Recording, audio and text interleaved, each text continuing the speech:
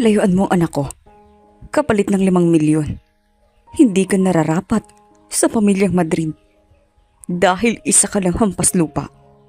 At ang kagaya mong hampas lupa ay bagay lang sa basura at doon ka nararapat, hindi sa anak ko.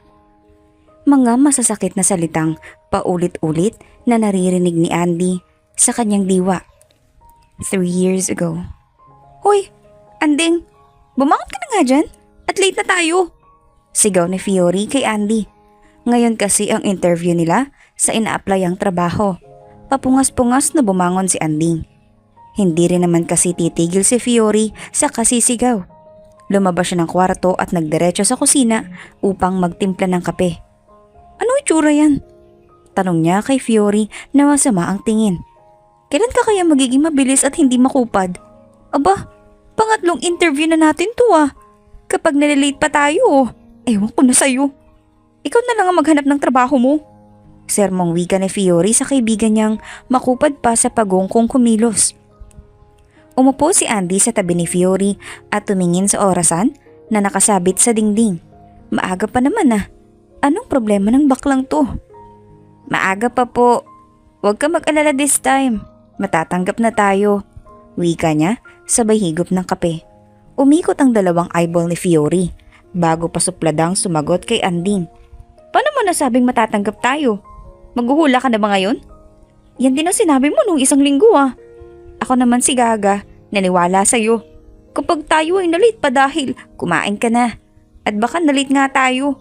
Sinubuan ni Anding ng tinapay ang bunganga ni Fiore, inis na hinampas ni Fiore si Anding.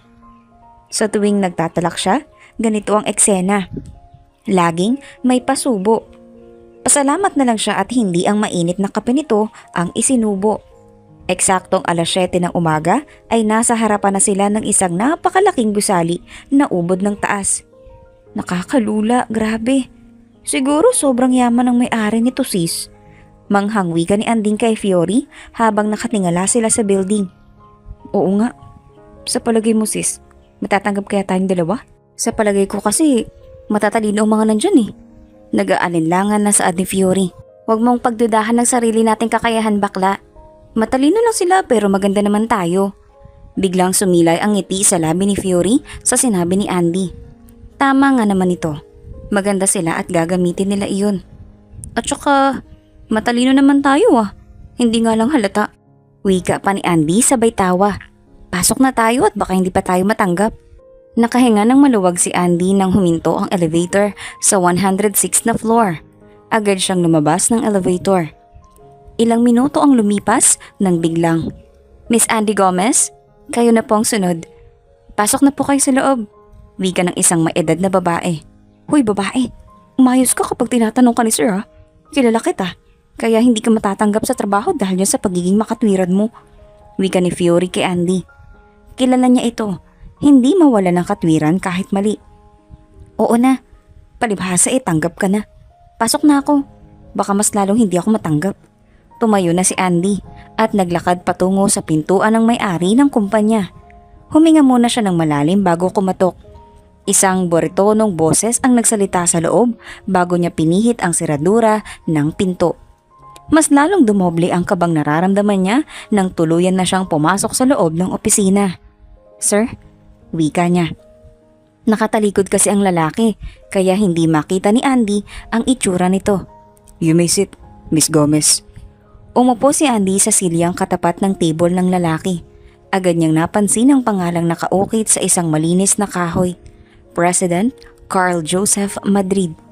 Sabihin mo sa akin, kung bakit ikaw ang karapat-dapat kong tanggapin bilang sekretary ko. Wika ng lalaki, sabay hawak nito ang requirements ni Andy. I give my best to prove myself as your secretary, sir. Tila kinakabahang wika ni Andy. Samantalang naipikit ni Carl ang kanyang mga mata nang marinig ang magandang boses ni Andy. Kanina pa niya hawak ang requirements nito. Nang makita niya ang biodata nito ay nakilala niya si Andy ay agad niyang binasa ang mga nakasulat doon.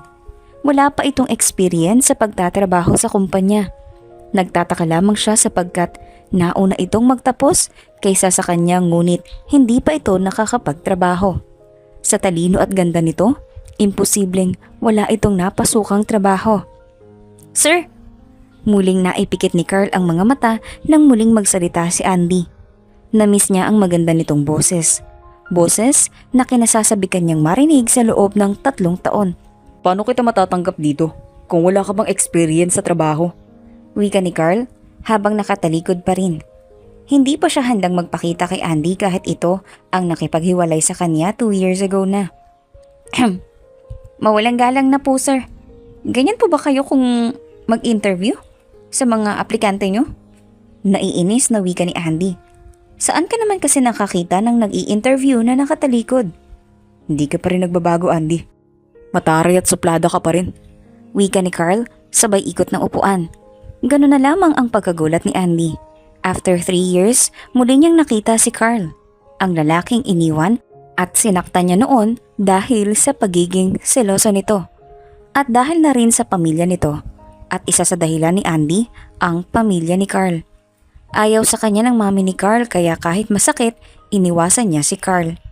Hindi ni Andy sinabi ang tunay niyang dahilan noon dahil ayaw niyang kamuhian nito ang sariling ina. Masasakit na salita ang narinig ni Andy sa mami ni Carl. Lahat ng iyon ay tinanggap niya kahit hindi totoo. Noong una, nagawa pa niyang ipaglaban si Carl sa mami nito. Pero ang hindi niya kayang tanggapin ay pati pamilya niya ay nadamay. Tinakot siyang papatayin ang kanyang pamilya kapag hindi niya nilayuan si Carl. Kaya kahit masakit, nakipaghiwalay siya kay Carl. Nagulat ka ba, Miss Gomez? Hindi mo ba akalain na ako ang magiging boss mo? Paano kita tatanggapin kung wala kang alam sa trabaho? Sayang lang ang perang ipapasahod sa iyo ng kumpanya. Baka ikabagsak ka pa ng aking kumpanya. Nakangising wika ni Carl. Ay grabe naman itong lalaki na to. Mapanghusga agad. Tulad po ng sinabi ko kanina, gagawin ko ang best ko para maging karapat-dapat sa kumpanya mo. Pilit na ikinalma ni Andy ang sarili kahit gusto na niyang ipakita kay Carl ang pagkadismaya sa mga sinabi nito. Bakit gusto mo magtrabaho rito? Bakit hindi sa iba? Bakit dito? Seryosong tanong ni Carl kay Andy. Umayos ng pagkaupo si Andy bago sumagot. Umiwas din siya ng tingin kay Carl. Dahil maganda po ang service rito pati na po benefits ng mga empleyado. Sikat na sikat pati ang kumpanya ninyo. Maayos at magalang niyang sagot. Hindi ba dahil nandito ako at ako ang may-ari? Ay ang kapal talaga. Sir, hindi ko po alam na kayo ang may-ari. Basta ang alam ko lang, si Mr. Elnard Madrid ang may... Hindi na ituloy ni Andy ang sasabihin at tumingin kay Carl na noon ay nakatingin din sa kanya.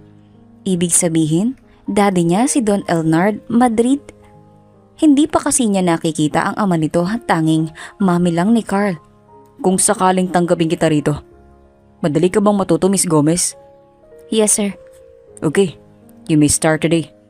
Wika ni Carl, sabay dampot ng telepono at tinawag ang sekretary niya sa labas. Oh? Ngayon na? Gulat na tanong ni Andy. Di ba gusto mo ng trabaho? Kailangan ko na ngayon ng sekretary dahil maglilib si Marie. Ituturo sa'yo ni Marie ang dapat mong gawin. Pero, kumunot ang noo ni Carl. Nag-apply ka, di ba? Tanggap ka na. Pero kung ayaw mo, pwede kong ibigay sa iba. Tumayo si Andy. Kailangan niya ng trabaho ngayon. Mabuti nga at natanggap siya agad. Okay, tatanggapin ko na. May ngiti sa labing wika ni Andy. Marie, ituro mo sa kanya mga dapat gawin. Alam mong ayaw ko ng patanga-tanga sa trabaho. Gusto ko maayos. Wika ni Carl sa kanyang sekretary. Opo, sir. Miss Gomez, halika na po sa labas. Ituturo ko sa inyong mga gagawin. Lalabas na sana sila nang magsalita si Carl. Andy, ipagtimpla mo ako ng kape. Humarap si Andy kay Carl na nakataas ang isang kilay. Sir, hindi po pagtitimpla ng kape ang ina-applyan ko rito, kundi pagiging sekretary mo. Exactly. Secretary. Yan ang trabaho mo. Ang sundin ng mga utos ko. Kung hindi lang masamang pumatol sa boss at ex pa niya. Kanina pa niya ito nabato ng sapatos. Miss Gomez, kasama po sa trabaho natin ang ipagtimpla ng kape, ang ating boss. Tila naman napahiya si Andy kay Marie. Abay, mali naman kasi niyang kasama sa pagiging sekretary ang pagiging coffee maker. Sinamahan siya ni Marie. Itinuro sa kanya kung nasaan ang gamit ni Carl sa pagtimpla ng kape. Kinuha niya ang isang tasang pamilyar sa kanya. Parang gusto niyang maiyak nang makilala ang tasa. Ito iyong binigay niyang tasa kay Carl nang minsang mapadaan sila sa paggawaan ng mga tasang nilalagyan ng pangalan o kaya ay mukha ng tao. Bumili sila noon ng 2 tasa at inilagay ang kanilang pangalan. Nilagyan ni Andy ng mainit na tubig ang tasa at unti-unting lumabas ang kanyang pangalan. Tuluyang pumatak ang kanyang luha nang makita ang nakalagay.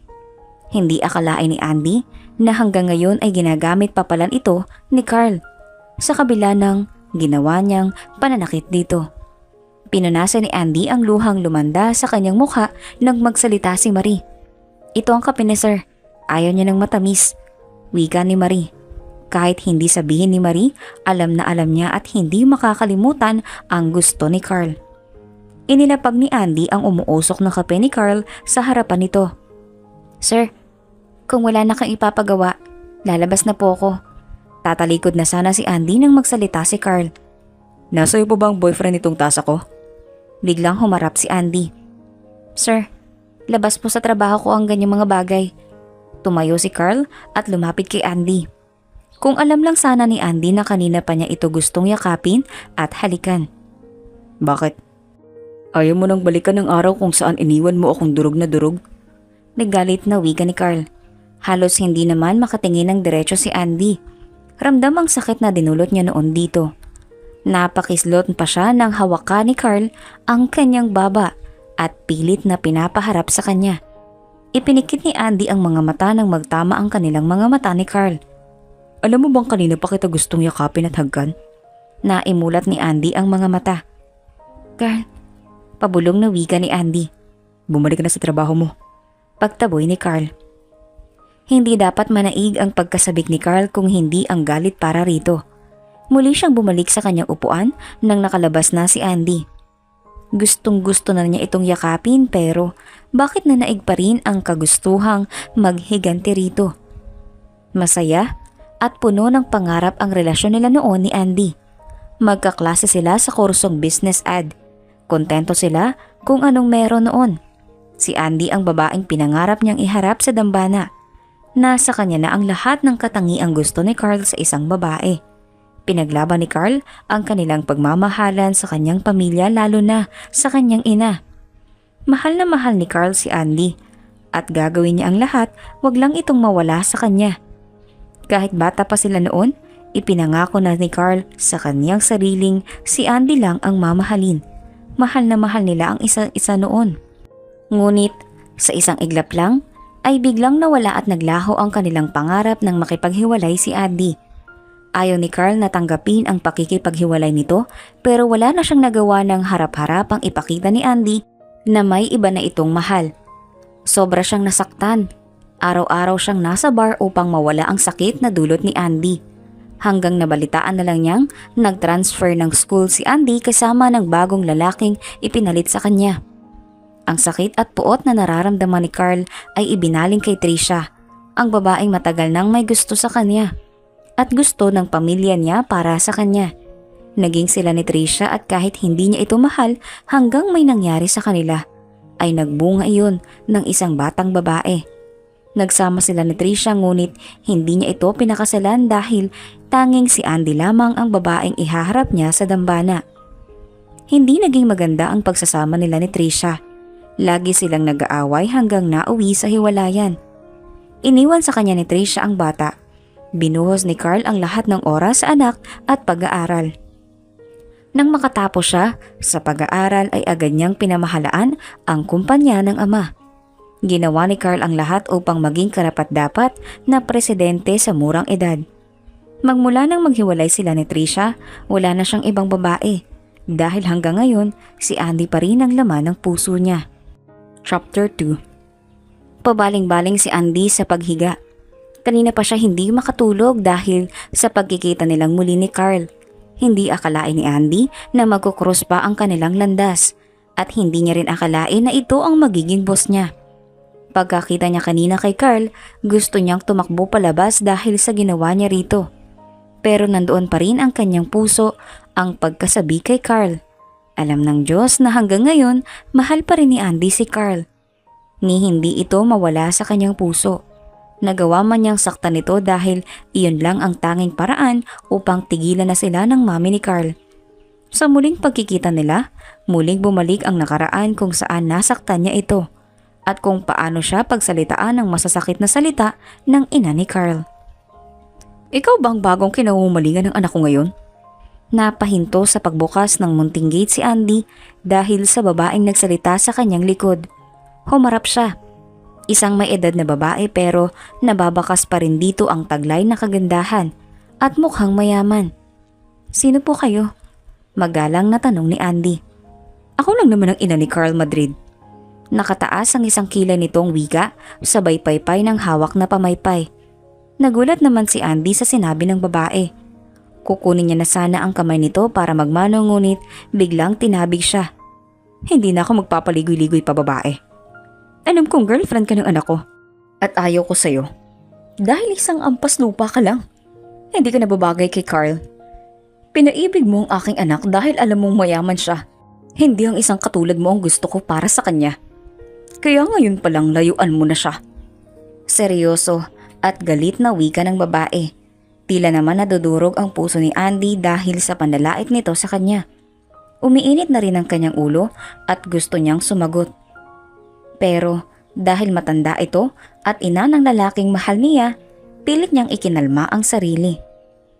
Kung nagpunta lang po kayo rito para laitin ako at sabihing hiwalayan ang anak ninyo, maaari na po kayong umalis dahil kahit anong masasakit na salita at panlalait niyo sa akin, hindi ko po siya iiwan.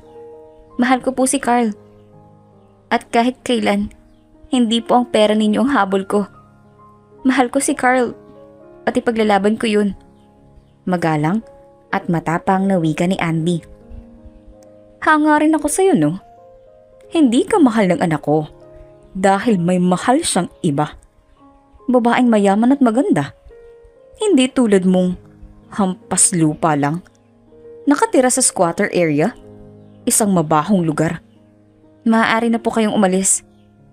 Kahit ano pong sabihin ninyo, hindi ko hihiwalayan ang anak ninyo. Wika ni Andy sabay talikod at pumasok na sa loob ng bakuran niya. Narinig pa niyang nagmura ang babae. Buong akala ni Andy ay titigilan na siya ng mami ni Carl ngunit hindi pala. Lalo pa itong gumawa ng paraan upang sila ay paghiwalayin ni Carl. Pati pamilya niya ay nadamay. Pinagbantaan siyang papatayin ang buo niyang pamilya kapag hindi nilayuan si Carl. Kaya kahit masakit ay nakipaghiwalay siya kay Carl. Ayaw pumayag ni Carl ngunit buo na ang kanyang pasya. Kinausap ni Andy ang kanyang kaklase at kaibigang si Harold para magpanggap na manliligaw sa kanya para tuluyang lubayan siya ni Carl. Lumipat na rin siya ng school. Sa loob ng 3 taon, mayroon naman siyang naging boyfriend pero hindi nagtagal dahil hindi niya kayang mahalin ng lubusan sapagkat si Carl pa rin ang laman ng kanyang puso. Pagka-graduate ni Andy ng college ay hindi muna siya nagtrabaho. Nag-focus siya sa kanyang online seller. Naging successful ang negosyo niya dahil sa kanyang pag-online selling, nakapagpatayo siya ng sari-sari store na kanyang binigay sa kanyang inay. Nakabili rin siya ng tricycle para sa kanyang tatay. Ngunit kalaunan, parang gusto ni Andy na maranasang magtrabaho sa mga kumpanya. Kaya naman naisipan niyang mag-apply. Ang kanyang munting negosyo ay pansamantalang binigay sa kapatid. Tulad ng ibang aplikante, nahirapan sila ni Fiore na humanap ng trabaho. Mabuti na lamang at natanggap sila sa kumpanya ni Carl. Uy, ano ba? Bakit ang likod mo? Reklamo ni Fiore na siyang katabi niya. Bumalik si Andy sa realidad nang magsalita si Fiore. Oo nga pala, dito nga pala ito natulog sa kanila. Walang kaalam-alam si Fiore na dati niyang kasintahan si Carl. Hindi ako makatulog eh. Matulog ka na at may pasok pa tayo bukas. Ayaw ng boss natin na nalilate sa trabaho kaya kailangan natin gumising ng maaga. Kaya matulog ka na dyan. Wika ni Fiore sabay talokbong ng kumot. Si Andy naman ay umayos na ng pagkakahiga at ipinakit ang 2 mata. Magkikita na naman sila bukas ni Carl. Bahala na bukas at sa susunod na bukas. Good morning, sir. Nakangiting bati ni Andy kay Carl pagdating nito. Kahit na medyo naiilang siya kay Carl, dala mo ako ng kape. Tuloy-tuloy na pumasok si Carl sa loob ng kanyang opisina. Hindi niya man lang tinapunan ng tingin si Andy. Suplado. Bulong ni Andy sa sarili. Masama ang loob ni Andy habang nagtitimpla ng kape. Ni hindi niya napansin na napadami ang lagay ng asukal. Andy, matapos ng ginawa mo after 3 years, umaasa kang itatrato ka ng maayos ni Carl? Ikaw kayang iwanan?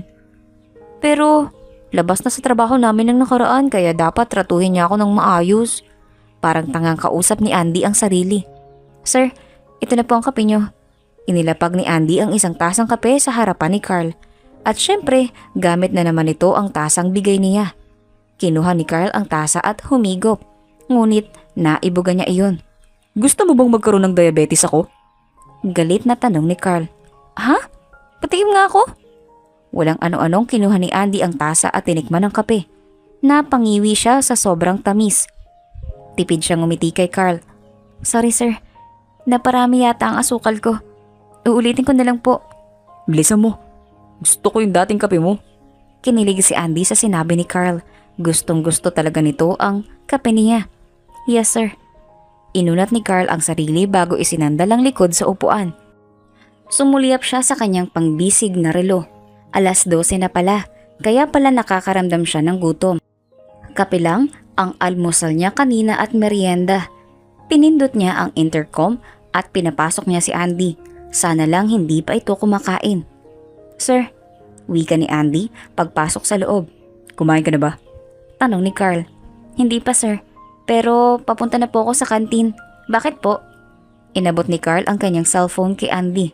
Gamitin mo tong cellphone ko. Mag-order ka ng ating pagkain. Utos ni Carl. Napatingin ng diretso si Andy kay Carl. Naaalangan siyang hawakan at kunin ang cellphone ni Carl. Ano? Tatayo ka na lang dyan? Gutom na ako. Iba pa naman ako kung magutom. Kinakain ko ang nasa harapan ko. Seryosong wika ni Carl. Agad namang kinuha ni Andy ang cellphone ni Carl at umupo sa bakanting upuan. Kinalikot niya ang cellphone at nakita ang apps ng sikat na restaurant. Pinindot niya iyon at humanap ng pagkain. Sir, ano po bang pagkain ang gusto ninyo? Tanong ni Andy habang abala sa pagpindot ng cellphone.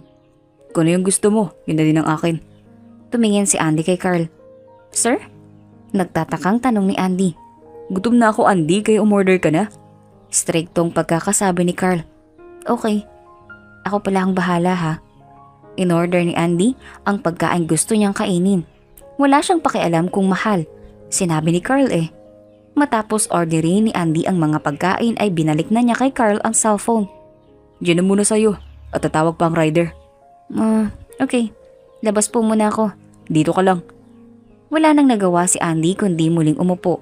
Ipinikit niya ang kanyang mga mata. Total, 25 minutes pa naman bago dumating ang pagkain. Hindi akalain ni Andy na makakatulog siya. Nagising na lamang siya nang marinig ang boses ni Carl na may kausap. Pakiakyat na lang dito sa taas. Sorry, nakatulog pala ako. Inayos ni Andy ang sarili. Nakakahiya. Nakatulog pala siya. It's okay. Mukhang antok na antok ka, kaya hindi na kita ginising. Parating ng pagkain. Maya-maya ay may kumatok sa pintuan. Binuksan ni Andy ang pinto.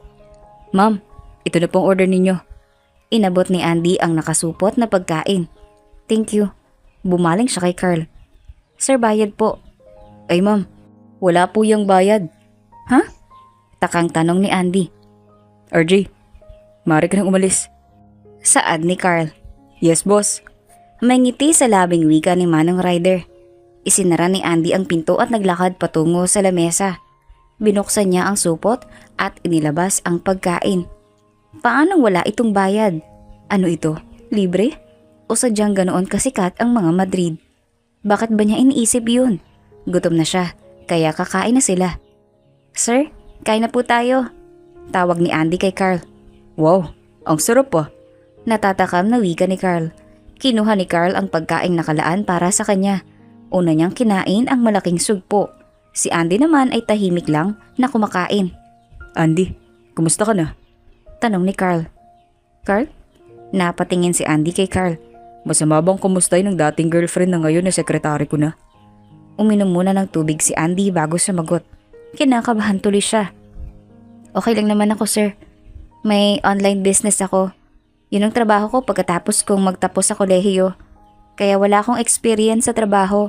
Ginugol ko ang oras ko sa munting negosyo ko. May ngiti sa labing wika ni Andy kay Carl kahit na kinakabahan. Bakit naisipan mo mag-apply ng trabaho kung may negosyo ka naman? Muling tanong ni Carl. Gusto kong mag-explore. Gusto kong gamitin ang pinag-aralan ko. Okay. Yun na lamang ang tanging nasabi ni Carl. Nagpatuloy na sila sa pagkain. Kahit may gusto pang itanong si Carl, mas pinili na lamang niyang ipagliban.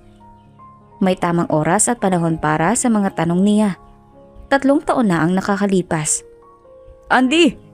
Sigaw ni Carl sa loob ng opisina. Halos mauntog sa pinto si Anding sa pagmamadali.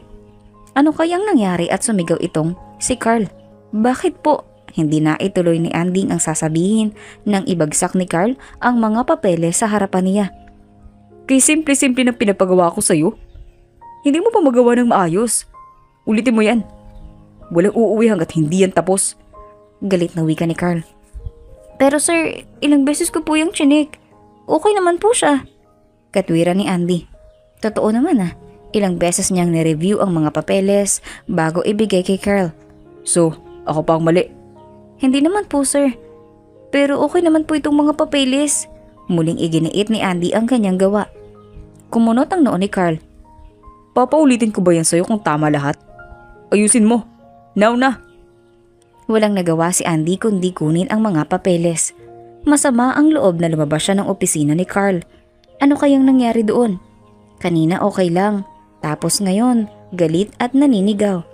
Kahapon lang sabay silang kumain tapos siya pa ang pinag-order. Tapos, ngayon, ewan. Hindi pa rin siya nagbabago. Magagalitin pa rin siya. Bahala siya sa kanyang buhay. Basta hindi niya gagalawin ang mga papeles. Tama naman at okay lahat ng ginawa niya tapos sasabihing mali. Mata niya ang mali. Halos hindi na nga siya nakakain ng tanghalian dahil lang sa mga papeles na ito tapos sasabihing mali. Naiinis na talaga ako. Kinuha ni Andy ang folder at binagsak sa lamesa. Nagulat pa siya nang magsalita si Carl sa kanyang likod. Galit ka ba, Miss Gomez? Hindi po sir. Napalakas ng pong pagbagsak. Pagsisinungaling ni Andy. Kailangan ko lahat yung papeles before 4. Kaya gawin mo na. Yes sir. Manigas ka. Kung gagawin ko. Bulong pa ni Andy sa sarili. 3:00 nang muling pumasok si Andy sa loob ng opisina ni Carl. Ni hindi man lang siya tiningnan. Moody talaga ang unggoy na ito. Sir, may meeting po kayo mamayang 4:00 kay Mr. Alejandro Fernandez po sa Alpha Restaurant. Wika ni Andy. Yung pinapagawa ko, nagawa mo na ba? Tanong ni Carl. Yes sir. Pagsisinungaling ni Andy. Very good. Tumayo si Carl. Let's go. Wika ni Carl sabay hawak sa palad ni Andy. Nagulat pa si Andy sa ginawa ni Carl. After 3 years, muling naglapat ang kanilang mga palad. Biglang gumapang ang kuryente sa buo niyang pagkatao nang hawakan ni Carl ang kanyang palad. Nagkatinginan sila ni Carl. Humarap si Carl sa kanya at hinaplos ang mukha. Naipikit ni Andy ang mga mata. Andy. Anas ni Carl. Nagmulat ng mga mata si Andy at matamang nakatingin kay Carl. Let's go. Nakagat ni Andy ang ibabang labi sapagkat napahiya siya sa kanyang sarili. Ano ba naman kasi ang naiisip niya? Andy! Yes sir, nandiyan na po. Nagmamadaling lumabas si Andy ng opisina. Chapter 3. Nagmamadaling naligo si Andy pagkatapos nilang mag-usap ni Carl. Naiinis pa siya sapagkat araw ngayon ang kanyang pamamahinga pero ang walang hiyang iyon. Papupuntahin pa siya sa kondo nito. At take note, gusto pa siyang papuntahin sa palengke. Wala ba itong kasama sa bahay at siya ang ginugulo ngayon? Pati day off niya, inaabala. Matapos maligo at makapagbihis, lumabas na ng bahay at sumakay ng jeep patungong palengke. Naghanap si Andy ng sariwa at malalaking hipon. Yun kasi ang request ng walang hiyang iyon. Ay nako, kung hindi lang siya babayaran ng malaki, hindi niya pupuntahan ang walang hiyang iyon at bumili nitong hipon. Ang baho pa naman dito sa palengke. Nang mabili na ni Andy lahat ng pinabibili ni Carl, ay agad siyang nagpara ng taxi. Nagpahatid sa condo unit ni Carl. Mukhang inaasahan na ng security guard ang kanyang pagdating kaya pinapasok na siya kaagad. Namangha pa siya pagpasok ng lobby. Lumapit si Andy sa babaeng nasa information desk at tinanong ang room ni Carl. Bit-bit ang pinamili, sumakay si Andy ng elevator. Pahirap talaga itong si Carl. Bakit kaya hindi na lang ito nag-order ng pagkain kaysa siya itong inabala? Masama ang loob na kumatok si Andy. Makailang ulit pa siyang kumatok bago bumukas ang pinto. Isang Carl na balot ng kumot ang nagbukas sa kanya. Ang tagal mo. Kanina pa ako gutom. Nakasimangot na reklamo ni Carl sa kanya. Abat may gana pang magalit ito sa kanya. Siya na nga itong inabala ang off. Ipagpaumanhin po ninyo sir kung ngayon lang ako. Ang sarap po kasi ng pagkakahiga ko sa kama. Nung tumawag kayo kaya tamad pa po akong bumangon. Nakairap na wika ni Andy kay Carl. Pumasok na rin si Andy sa loob. Walang pakialam kung trespassing ang labas niya. Dumiretso siya sa kusina at inilabas sa bag ang lahat ng kanyang pinamili. Pwede mo ba akong ipagluto ng sinigang na hipon? Gusto ko kasing humigop ng mainit at maasim na sabaw. Matamlay at mahinahaw na wika ni Carl kay Andy. Humarap si Andy sa kanyang boss. Sir, pumayag ako sa gusto mo kahit day off ko. Pati ba naman sa pagluto ng pagkain mo ako pa rin? Nakapamaywang na wika ni Andy. I pay you double just to make my request. I'm so hungry. Kagabi pa ako walang kain. Kaya please, ipagluto mo na ako. Pakiusap na wika ni Carl. Nanatiling nakatingin lang si Anding kay Carl. Aba, at marunong na itong makiusap ngayon. Hindi ka ba nagugutom? Tanong ni Carl kay Andy nang hindi pa rin ito kumikilos. Gutom na. Magluto ka na at may papagawa pa ako sa'yo mamaya. Wika ni Carl sabay talikod at naglakad pabalik sa kwarto nito. Abat, hoy! Hindi mo ko maid! Sigaw ni Andy, ngunit hindi siya pinansin ni Carl. Padabog na hinarap ni Andy ang kanyang mga pinamili. Wala na siyang choice kundi lutuin ang binili niya. At saka gutom na rin siya. Kinuha ni Andy ang rice cooker. Magsasaing muna siya habang hinahanda ang lulutuing hipon. Matapos siyang makapagsaing ay hinarap na niya ang hipon. Hinugasan niyang mabuti, nagpagkulo muna siya ng tubig na may kamatis, sibuyas, bawang at asin. Habang hinihintay na kumulo ang tubig, hinimay na ang ilalagay ng mga gulay. Inilagay na niya ang mga gulay pagkakulo, tsaka ilalagay ang hipon kapag luto na ang mga gulay. Ayaw kasi niyang sobrang luto ang hipon, mawawala na ito ng lasa. Habang hinihintay niyang maluto ang mga iyon, binuksan ang fridge. Maghahanap siya ng pwedeng maging inumin nila at dessert. Nanlaki ang kanyang mga mata nang makita ang fruit salad. Marami ring pagkain. Aba, at maraming laman ng kanyang ref. Kumpleto pa. Marami naman palang makakain yun dito. Inabala pa ako. Napakayaman ng buang na ito. Hindi makakuha ng katulong. Reklamong saad ni Andy sa sarili. Wala pang 20 minutes ay luto na ang sinigang na hipon at kanin kaya naman naghain na si Andy. Pagkahain ay tinawag na niya si Carl. Sir, kakain na po! Sigaw ni Andy, ngunit nakalipas na ang 1 minuto ay walang Carl ang nalabas sa kwarto nito. Tingnan mo nga yun. Minadali ako at gutom na raw. Hindi naman nalabas. Gutom na ako eh. Tumayo si Andy at naglakad patungo sa kwarto ni Carl. Kumatok siya ng 2 beses ngunit walang Carl na bumukas ng pinto. Ay talaga nga namang pahirap tong lalaki na to. Pinihit ni Andy ang seradura ng pinto, kumunot pa ng bahagya ang kanyang noo nang makitang tulog si Carl at balot na balot ng kumot. Naglakad siya patungo sa kama at niyugyug si Carl. Sir, gising na po at luto na po ako. Wika ni Andy habang niyuyugyug si Carl. Ngunit tanging ungo lang ang sagot nito. Ano bang problema mo? Wika pa ni Andy sabay dampi ng kanyang palad sa noo nito. Naku po, ang init mo. Bakit hindi mo sinasabing miglagnat ka pala? Naawang, naiinis na wika ni Andy kay Carl. Isyo nga ka pala eh. Nakikita mo nang balot na balot ako ng kumot. Tapos hindi mo talaga naisip na may lagnat ako. Aba, at may gana pang pagalitan siya. At tinawag pa talaga siyang syunga. Ano kaya kung umalis na ako rito? Hayaan kita sa ganyang kalagayan. Makakasyunga ka dyan. Alalahanin mo. Kailangan mo ko ngayon. Galit na wika ni Andy. Bumangon si Carl at pilit na ngumiti. Hindi ko na mabiro. Inirapan ni Andy si Carl. Tumayo ka na dyan at malamig na yung sinigang. Tsaka gutom na ako. Lumabas na si Andy sa kwarto at nagdiretso sa kusina. Muli niyang kinuha ang isang mangkok ng sinigang at ibinalik sa kasirola para muling painitin. Naghanap na rin siya ng gamot ni Carl. Mabuti na lang at may medicine kit ito. Kumuha siya ng gamot at ipinatong sa tabi ng plato ni Carl. Nang kumulo ang pinapainit na ulam ay muli niyang nilagyan ng malaking mangkok. Inilapag sa lamesa. Nilagyan ni Andy ang sariling mangkok ni Carl ng sinigang na hipon. Dinamihan niya ang gulay at sabaw upang makahigop ito ng mainit-init na sabaw. Nilagyan niya rin ng kaunting kanin. Umupo si Andy sa upuang katabi ni Carl. Nilagyan niya rin ng sinigang ang kanyang mangkok. Tatawagan na sana ni Andy si Carl nang makita niyang lumabas na ito ng kwarto. Akala ko hindi ka pa lalabas eh. Kain ka na at kailangan mong uminom ng gamot. Umupo si Carl sa tabi ni Andy at tumingin dito. Pwede mo ba akong subuan? Hindi kasi kaya ng aking kamay. Nangihina ako. Pakiusap ni Carl. Kumunot ang noo ni Andy sa sinabi ni Carl. Sir, may lagnat lang kayo, hindi baldado, kaya kumain ka na. At ako'y kakain na rin. Wika ni Anding sabay subo ng pagkain. Please? Muling pakiusap ni Carl with matching paawa effect pa. Nagbuntong hininga muna si Andy bago kinuha ang plato ni Carl. Pinahigop niya muna ng mainit na sabaw si Carl bago sinubuan ng kanin. Pinaghimay na rin ng hipon.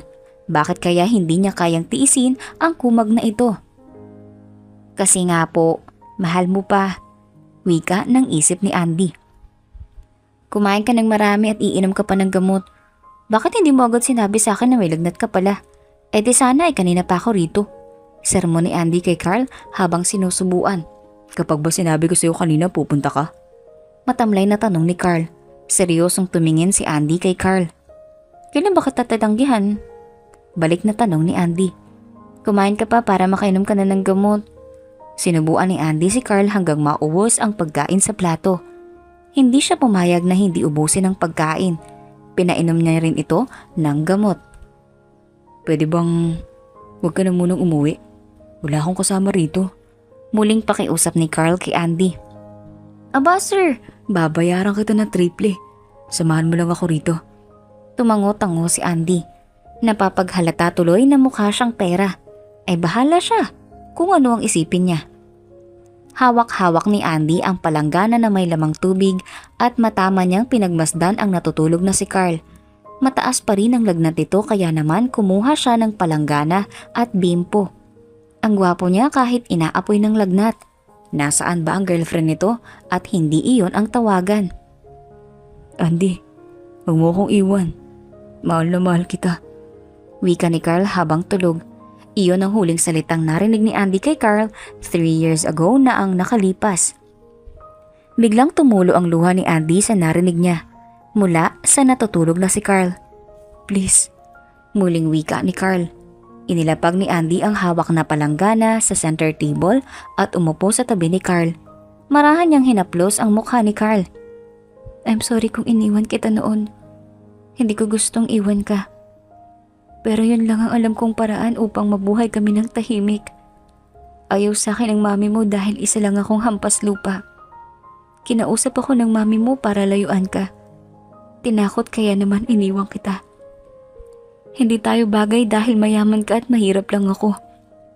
Sana sa pagkikita nating to, unti-unti mo ko magpatawad. I'm sorry. Umiiyak na wika ni Andy kay Carl. Lingid sa kaalaman ni Andy, gising si Carl kaya narinig nito lahat ng sinabi ni Andy. Naikuyom nito ang kamao sa ilalim ng kumot. Mami niya pala ang may dahilan kaya iniwan siya ni Andy noon. Mataas ang respeto niya sa kanyang mami pero dahil sa ginawa nito noon kay Andy at sa relasyon nilang dalawa, galit at puot ang nararamdaman niya ngayon. Kung alam lang ni Carl noon na ang kanyang mami ang dahilan ng lahat, sana pinaglaban niya si Andy kahit na itakwil pa siya. Ngayong alam na ni Carl ang lahat, ipagtatanggol na niya si Andy sa kanyang mami. Ipaglalaban niya ito kahit na wala na sa kanya ang lahat. Huwag lang si Andy baka hindi niya kakayanin. Gustong yakapin ni Carl si Andy at iparamdam dito ang kanyang pagmamahal.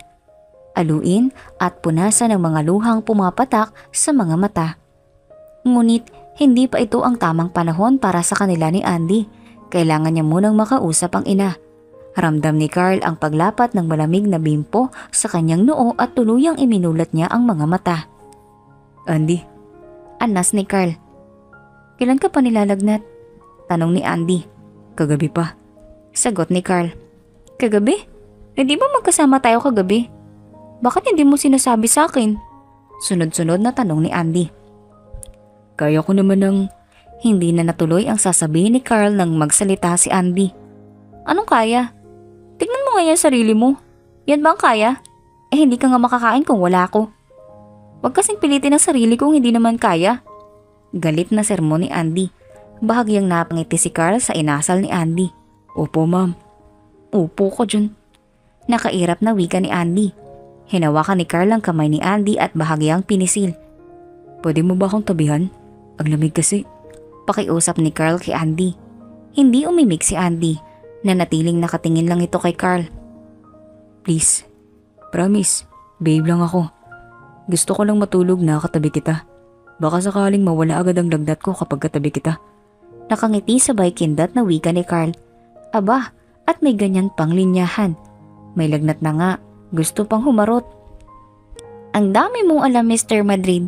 Matulog ka na. Kahit ngayon lang, pagbigyan mo naman ako. Kahit ito lang, please. Seryosong nakatingin si Carl kay Andy. Napabuntong hininga muna si Andy bago tumango. Pagbibigyan na niya ito, total, triple naman ang ibabayad nito sa kanya.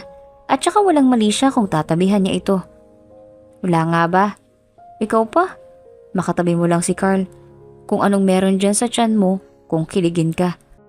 May kung anong lumalabas dyan sa kailaliman ng karagatan mo sa tuwing magdidikit ang inyong mga balat at labi. Nako, Anding, baka bumigay ka na naman ha, tulad ng dati, magunos dili ka. Sermon ni Andy sa sarili. Pwede mo ba akong yakapin? Ang lamig talaga. Hirit pang wika ni Carl. Aba sir, nasobra ka na. Please? Oo na, kung bilang kita Hindi natuloy ang naisabihin ni Andy nang mapagtanto ang sasabihin. Ma? Tanong ni Carl kay Andy. Wala, sige na matulog ka na. Yayakapin na kita. Wika ni Andy sa bayakap dito. Thank you. May ngiti sa labing wika ni Carl. Chapter 4. Nagising si Andy sa haplos ni Carl sa mukha niya. Dahan-dahan niyang iminulat ang mga mata. Seryosong mukha ni Carl ang nasa harapan niya habang nakatunghay sa kanya. Ngumiti siya rito. Nakatulog pala siya. Anong oras na? Tanong ni Andy. Past 5 na ng hapon. Biglang bumangon si Andy. Ano? Alas 5 na mahigit? Bakit di mo ko ginising? Hapon na pala. Tanong ni Andy sa nakangiting si Carl. Bakit kita gigisingin mukhang masarap ang tulog mo? Ako tong may sakit pero ikaw tong masarap ang tulog. Tinutulungan mo yung pasyente. Sa inaantok ako At saka, hindi kita pasyente no? Nakairap ang matang wika ni Andy. Bumaba sa kama si Andy at akmang tatayo ng pigilan ni Carl sa kamay. Tinignan niya ang kamay na nakahawak sa kanyang kamay tsaka tumingin kay Carl. Sir, ang kamay ko. Nabitin ang sasabihin ni Andy nang lumapat ang labi ni Carl sa labi niya. Imbes na itulak niya si Carl ay pinagkanulo na siya ng sarili dahil unti-unti niyang tinutugon ang halik nito. Halik na nakakalimot, halik na nakakadarang. Hindi na alam ni Andy ang nangyayari. Basta ang alam niya ay ang sakit na nararamdaman niya sa ibabang bahagi ng kanyang katawan nang subukang ipasok ni Carl ang kanyang sandata. Masakit. Itunulak ni Andy si Carl nang tuluyang naipasok ni Carl ang sandata. Sorry. Promise. Mamayang konti. Hindi na yan masakit. Hinalik-halikan ni Carl ang labi ni Andy upang maibsan ang sakit na nararamdaman nito. Hindi muna siya gumalaw sa ibabaw ni Andy para maibsan ang sakit na nararamdaman nito. Nang maramdaman niyang naka-adjust na ang sarili nito ay dahan-dahan siya gumalaw sa ibabaw ni Andy. Bawat galaw niya ay puno ng pag-iingat at pagmamahal. Hindi naman malaman ni Andy kung saan kakapit. Ang kaninang sakit na nararamdaman niya ay unti-unting napapalitan ng kakaibang sarap. Sarap na unti-unting nagpapabaliw sa kanya hanggang marating nilang dalawa ang rurok ng kaligayahan. I love you. Bulong ni Carl sa nakapikit na si Andy, sabay dampi ng halik sa labi ni Andy. Nagmulat ng mga mata si Andy at matamang tinitigan si Carl. Nakatunghay at nakangiti ito sa kanya. Ramdam ko mahal mo pa rin ako. Hindi ka papayag na may mangyari sa atin. Kung hindi mo ko mahal. Tumaas ang kisang kilay ni Andy sabay tulak kay Carl, may parang tumulak siya sa matigas na bato. Dahil hindi man lang umalis si Carl sa kanyang ibabaw. Bumaba ka nga dyan at ang bigat mo. Ang lakas naman ng bilib mo sa sariling mahal pa kita. Nadala lang ako dyan sa karupukan mo. Nakairap na wika ni Andy kay Carl. Kahit ilang beses mong itanggi sa akin na hindi mo na ako mahal, hindi mo ko maniniwala. Dahil alam ko na ang tunay mong dahilan para iwan mo ako noon. Takang tumingin si Andy kay Carl. Bakit hindi mo sinabi sa akin noon na tinatakot ka pala ni Mami? Bakit? May magagawa ka ba kung sinabi ko sa'yo noon? Mayaman kayo at mahirap lang kami. Anong laban namin sa inyo? Kaya kitang ipagtanggol sa magulang ko. Lalo ko na kay Mami. Dahil mahalaga ka sa akin. Kung alam mo lang kung anong nangyari sa akin matapos mo kong iwan.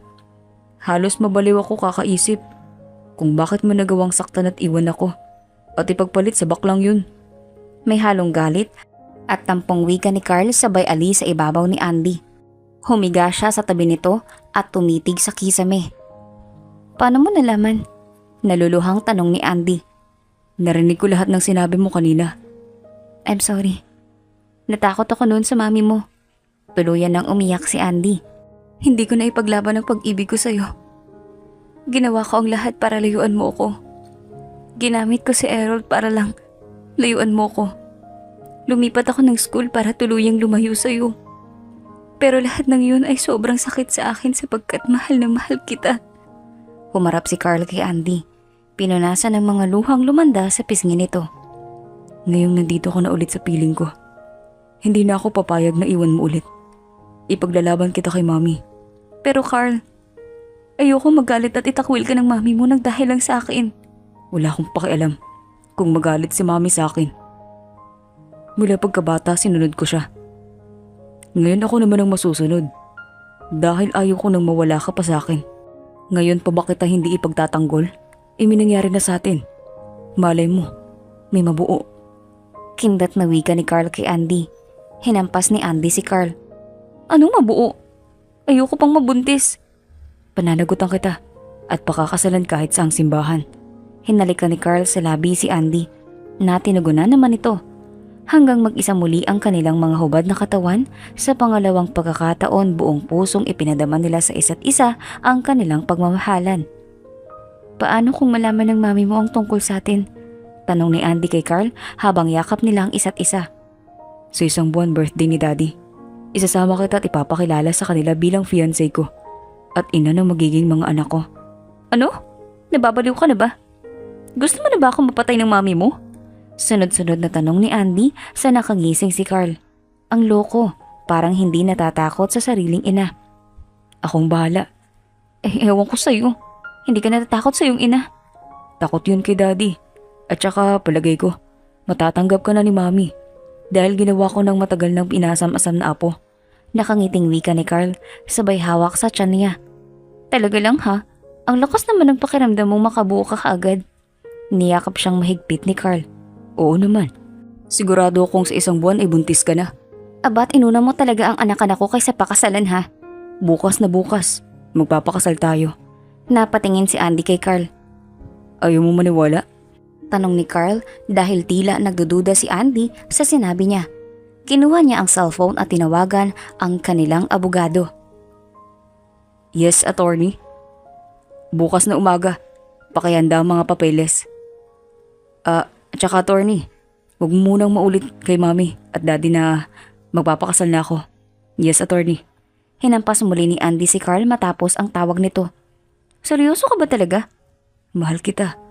Ayaw ko nang mawala ka sa akin. Nawala ka na minsan ngayong nakita na kita. At nakasama. Hindi na ako papayag na mawala ka pa. Mahal din kita, Carl. Kaya oo, magpapakasal ako sa iyo bukas. Ikaw, Carlos Madrid. Tinatanggap mo bang maging kabiyak itong si Andy Gomez? Magsasama sa hirap at ginhawa. Yes, attorney. Nakangiting wika ni Carl habang hawak ang mahigpit na kamay ni Andy. Ikaw, Andy Joy Gomez, tinatanggap mo bang maging kabiyak si A. Carlos Madrid at magsasama sa hirap at ginhawa? Yes, attorney. Kung ganun, binabasbasan ko kayo bilang mag-asawa ni Carlos. Pwede mo nang halikan ang iyong magandang asawa. Yes, Ninong. May malapad ng ngiti sa labing wika ni Carl. Napuno ng palakpakan ng buong opisina ni Attorney Hernandez nang halika ni Carl si Andy sa labi. Isa si Attorney Hernandez sa mga ninong nila at si Fiore ang kanilang saksi sa kasal. Huli na ba ako, attorney? Sabi ko sa'yo hintayin ako. Gusto kong masaksiyan ang kasal nitong nag-iisang anak ko. Sabay-sabay silang lumingon sa pinto kung saan nakatayo ang ama ni Carl. Humigpit ang hawak ni Andy sa kamay ni Carl. Kumpadre, masyadong nagmamadali itong inaanak ko. Kaya hindi ka na namin nahintay. Wika ni Attorney. Daddy, ano ginagawa niyo rito? Takang tanong ni Carl. Nagtatampo ako sa'yo. Bakit hindi mo sinabi sa akin na magpapakasal ka na pala? Kung hindi pa ako tinawagan ni attorney, hindi ko malalaman. Wika ni Don Elnard. Tumingin si Carl kay attorney at tumango-tango ito. Kabilin-bilinan kasi ng iyong ama na kapag nagpakasal ka ng lihim ay ipaalam sa kanya. Hindi mo ba ako ipapakilala sa maganda mong manugang, Carl? Dad, si Andy Gomez ang asawa ko. Babe, si Daddy. Pagpapakilala ni Carl sa dalawa, nahihiyang nagmano si Andy kay Mr. Elnard Madrid. Kumusta po, sir? Daddy, sapagkat asawa ka na nitong aking anak, so ikaw rin pala ang makakatuluyan ni Carl. Ikaw pala ang kinababaliwan nitong anak ko noon pa. Dad, baka naman matakot sa inyo si Andy. Bilisan ninyong paggawa ng apo ko. Saad pa ng Don. Nauna na, Dad. May pilyong ngiti sa labing wika ni Carl. Anak nga kita. Halakhak na wika ng Don.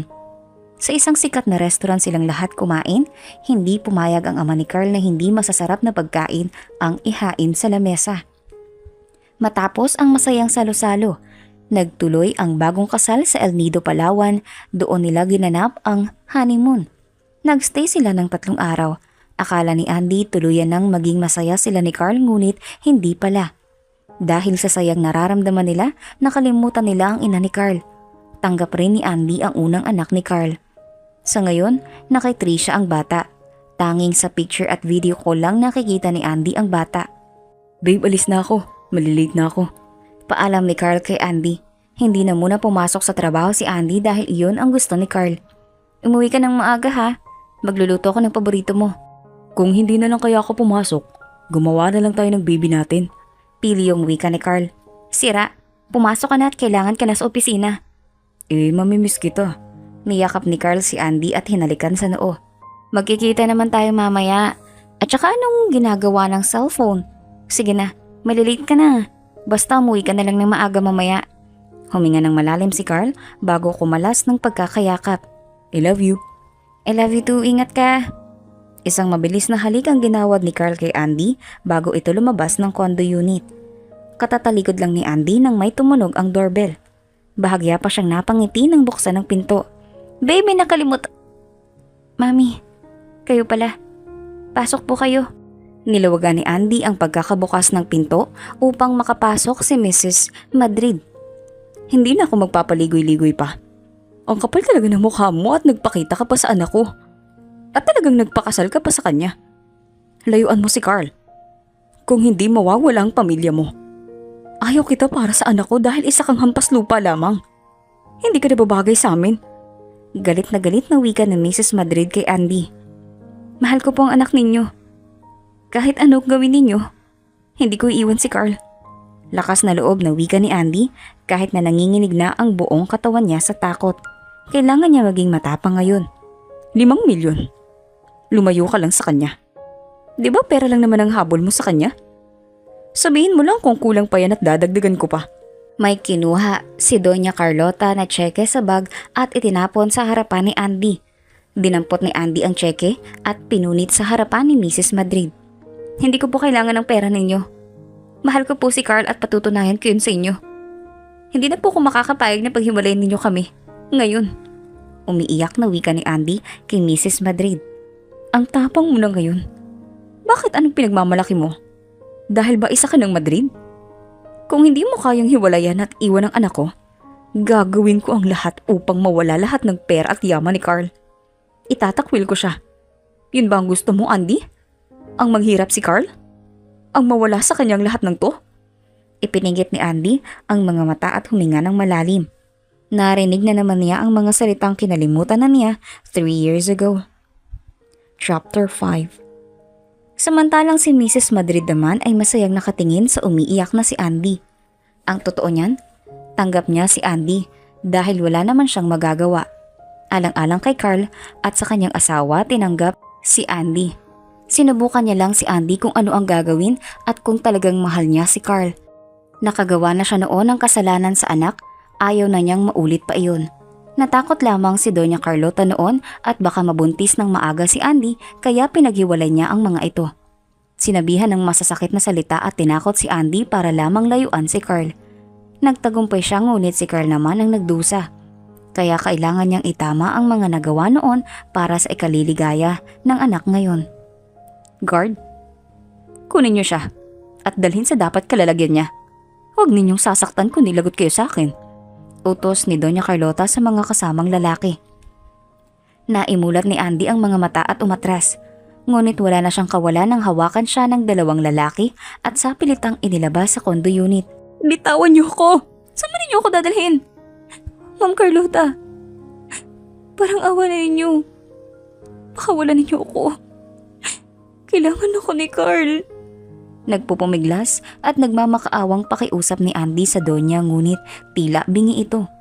Ngunit hindi niya pinansin. Wala nang nagawa si Andy nang tuluyang ipasok siya sa loob ng sasakyan. Ma'am, nakikiusap ako sa inyo kahit ngayon lang.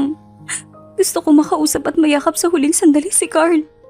Umiiyak na pakiusap ni Andy. Pag-iisipan ko. Walang ginawa si Andy kundi umiyak nang umiyak sa loob ng sasakyan. Paulit-ulit na lang ba itong mangyayari sa kanila ni Carl? Paano na ang pamilyang bubuuin nilang dalawa kung hanggang ngayon ayaw sa kanila ng mundo? Ano bang lupit ng kapalaran sa kanilang dalawa? Mabait naman siya, pero bakit ganito? Bumaba ka na, Ma'am Andy. Naghihintay na sa inyo sa loob si Doña Carlota.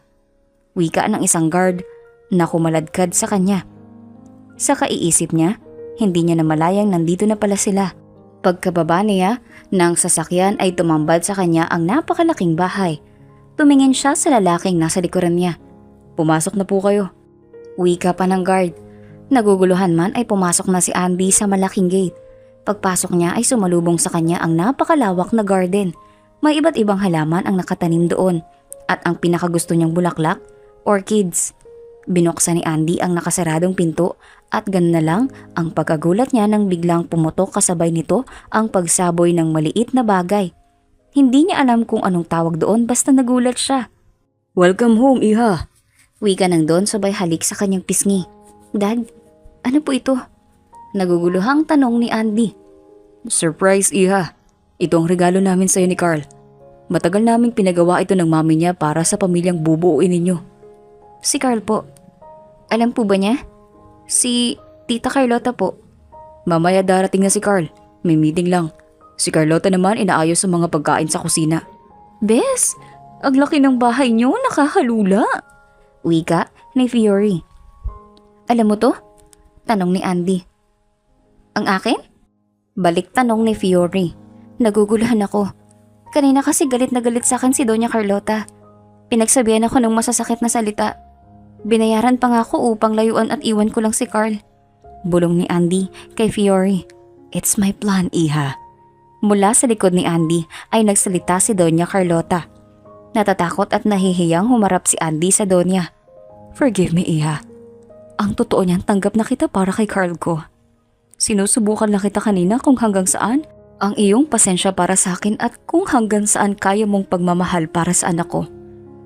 Napatunayan ko kung gaano mo kamahal ang anak ko at nang punitin mo ang tseke.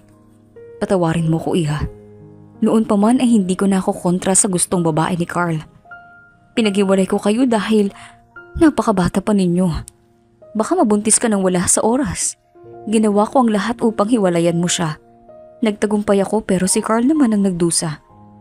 Kaya sabi ko sa sarili ko, kapag kapwa na kayo tapos at successful sa buhay, hahayaan ko na kayo. Mahabang paliwanag ni Carlota. Tuluyang tumulo ang mga luha sa mata ni Andy sa mga sinabi ng Donya. May dahilan pala ito noon kung bakit sila pilit na pinaghihiwalay. Hindi niya napigilan ang sariling yumakap sa Donya. Akala ko ayaw at galit po kayo sa akin dahil mahirap lang ako. Salamat po sa pagtanggap sa akin. Umiiyak na wika ni Andy. Hinagod ni Carlota ang likod ni Andy. Welcome to our family, Andy. Kumalas ng pagkakayakap si Andy sa Donya at ngumiti. Thank you po, tita. Mami, iha. Opo, mami. Tara na sa kusina. Gutom na ako. Hiyakag ni Doña Carlota sa kanila. Maraming pagkain ang nakahain sa lamesa. Sanay silang kumain lahat. Nagkukwentuhan sila nang dumating si Carl, humihingal pa ito. Babe! Tawag ni Carl sa bukana ng kusina. Oh, Carl, anak. Bakit ka tila hingal na hingal? Pagkatanda ko, wala kang dadaanan na hagdan papasok dito. Dahil ako mismo ang nag-design ng bahay na to. Wika ni Doña Carlota. Ano pong ginagawa niyo sa asawa ko? Tanong ni Carl sa ina. Ginawa? Bakit? Bakit hindi mo tanungin itong manugang ko kung may ginawa ko sa kanya? Lumapit si Carl kay Andy. Babe? Umupo ka nga muna. Umupo si Carl sa tabi ni Andy. Walang ginawa si mami sa akin. Well, may sinabi siya sa akin kanina pero it's a part of her plan. Totoo ba yun, mami? Binayaran ko siya para layuan ka, pero pinunot niya ang tseke. At doon ko napatunayan na mahal ka talaga ni Andy. Nag-usap na kami kanina at humingi na ako ng tawad sa kanya. Tumingin si Carl kay Andy. Tumango-tango ito. Kaya naman, masaya siya. Okay na nagbuo niyang pamilya. Tanggap na ng kanyang ina si Andy. Akala niya mahihirapan pa siyang kausapin ng ina. Carl, ang gusto namin na iyong daddy ay magpakasal kayo sa simbahan. Akong bahala sa lahat. Basta gawin ninyo agad ang magiging apo ko. Gusto ko kasing ganda ko. Excited na wika ni Doña Carlota. Honey, paano magiging kamukha mo? Hindi naman ikaw ang magulang. Kung gusto mo gumawa tayo ng kapatid ni Carl. Pabirong wika ni Don Elnard. Mga anak, nakakita na ba kayo ng panot na napukpok sa ulo? Ikaw, Elnard, yung mga banat mo wala sa ayos. Alam mo matanda na tayo, ganyan ka pa. Kalabaw lang natanda, honey. Gusto mo mag-second honeymoon tayo. Malay mo makagawa pa tayo ng isa. Kindat na wika ni Elnard sa asawa. Tumingil ka nga dyan. Hindi ka na nahiya sa kanila. Matanda ka na eh. Ganyan pa nalabas sa bibig mo. Kunwaring galit na wika ni Doña Carlota. Napuno ng tawanan ng buong kusina dahil sa asara ng mag-asawa. Masayang natapos ang kanilang tanghalian. Ang mag-asawang Carl at Andy ay labis ang tuwang nararamdaman sapagkat okay na ang lahat. Carl, anak, gusto kong punuin ninyo ng maliit na Andy at Carl ang bahay na ito. Wika ng Don. Papauwiin ko na dito si Carlin para naman makapiling na natin siya. Ang tinutukoy ng Don ay ang anak ni Carl kay Tricia. Yan ang isa sa pangarap ko, Dad. Ang magkaroon ng isang malaking pamilya kasama si Carlin. Iyan din ang pangarap ko noon, iho. Pero dahil muntik nang mawala ang mami mo sa akin noong isinilang ka, hindi ko na hinangad na magkaroon ng maraming anak. Sabi ko na lang noon, sa apo ko babawi. Ganyan ko kamahal ang mami mo, anak. Sana ganyan ka rin kay Andy.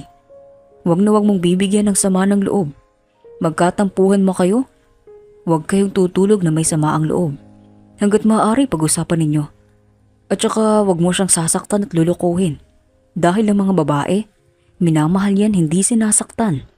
Puno ng pangaral na saad ng Don kay Carl. Makakaasa po kayo, Dad. Mahal na mahal ko po si Andy. Carl!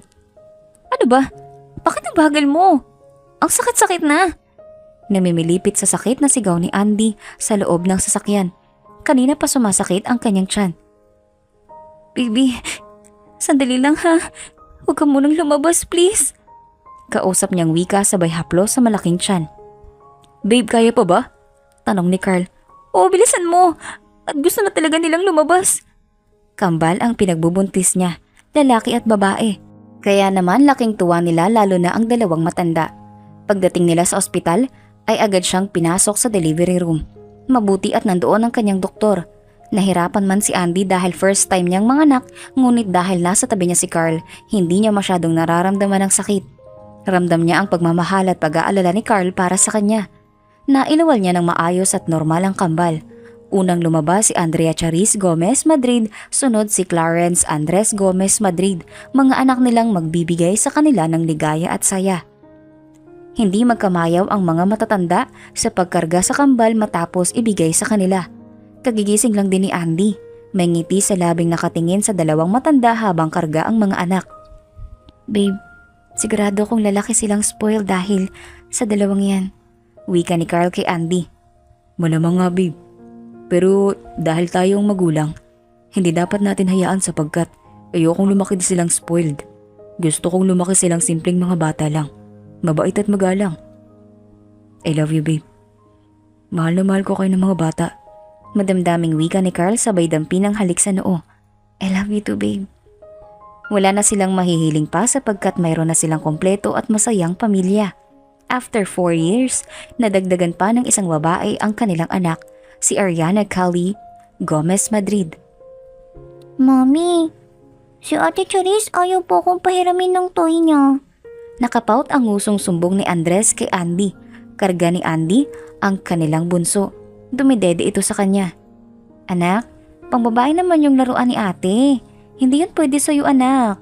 Mahinahon at puno ng pagmamahal na wika ni Andy sa anak.